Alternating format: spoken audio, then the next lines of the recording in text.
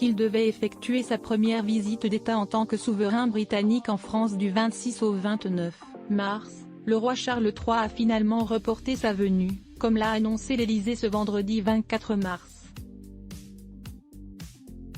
La raison invoquée ? La nouvelle journée de mobilisation nationale contre la réforme des retraites prévue ce mardi 28 mars dans tout le pays.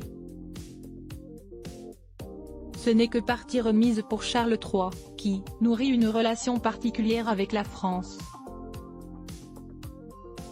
En effet, comme l'a relaté Paris Match ce jeudi 23 mars, le fils de la reine Elisabeth II parle couramment français, comme sa mère, son père et sa grand-mère avant lui, et a séjourné à de nombreuses reprises dans l'Hexagone, pour raisons officielles ou pour le plaisir.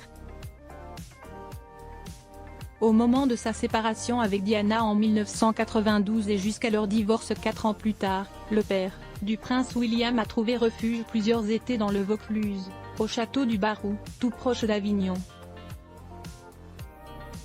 Il appartient à son amie, qu'il surnomme « marraine », la baronne Louise de Valdenay. Photo, Charles III, roi dandy, l'homme le mieux habillé du monde à l'époque, pourchassé par les paparazzi, le futur roi Charles III a cru être à l'abri dans cette propriété au charme provençal.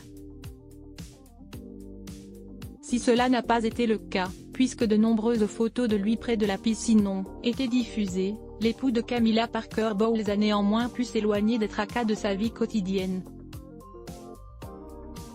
Entre piscine, recueil de poésie et aquarelle, l'une de ses plus grandes passions, comme l'a expliqué le magazine, il a profité de moments de détente en laissant les tempêtes médiatiques en Angleterre. Le Vaucluse n'est pas le seul endroit de France apprécié par le roi Charles III. De la Normandie, en passant par les châteaux de la Loire ou la capitale, il a sillonné les régions du territoire. Et il a aussi goûté aux spécialités culinaires du pays. Lui qui est un véritable amateur de fromage français.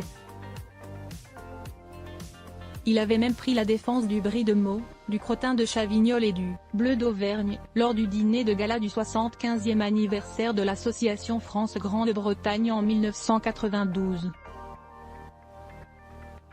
Il devait se rendre en Gironde, lors de sa visite d'État, et déguster notamment des cannelés et de grands crus certifiés agriculture biologique.